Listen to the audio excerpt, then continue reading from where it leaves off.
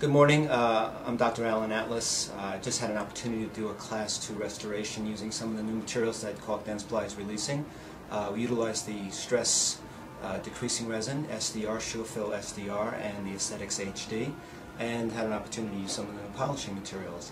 First thing I'd like to talk about is the new base material. And I've been on this holy grail trying to find the best restoration, or best restorative material to use in a base of a posterior composite resin.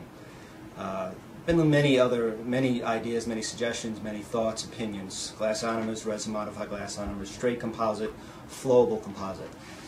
This material that Dentsply Caulk has just released, the SDR material, seems to fulfill all the prerequisites for the optimal type of material to use in a posterior restoration. It is an extremely low viscosity material. It flows well, but interestingly enough, it flows so well that the internal adaptation is perfect. It really, once you put it in the restoration, whether it be an upper tooth or a lower tooth, it beautifully self-levels into the cavity preparation. So well that I don't even need an explorer to tease it in. Material also has really nice properties. It has a nice hardness, much harder than all the other flowable materials, which is again a prerequisite for a posterior composite restoration.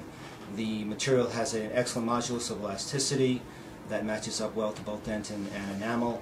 It has a good depth of cure, so if you put it in a base of a Class 2, you're using even a halogen light, you're going to get a good depth of cure. The material is going to polymerize really well.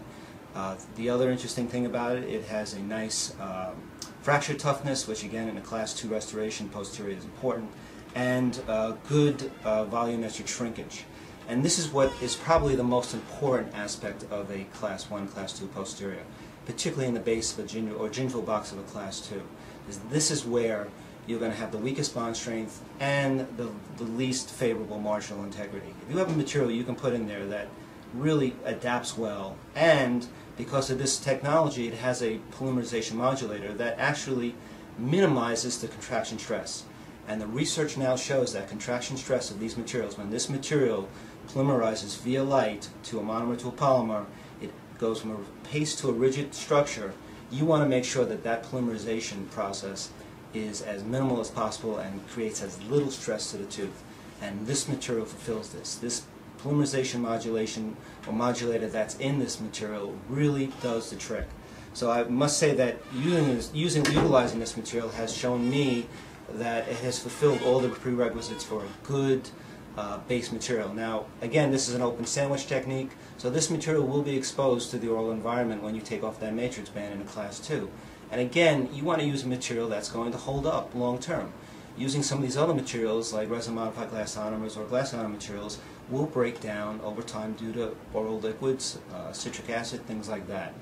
This material, because it is a composite resin, it is a methacrylate-based material. It works with all different types of adhesives, every type one on the market, will hold up long term. So again, cavity adaptation, stress-reducing mechanism via this modulator that's in this patented system really fulfills all the prerequisites that I need.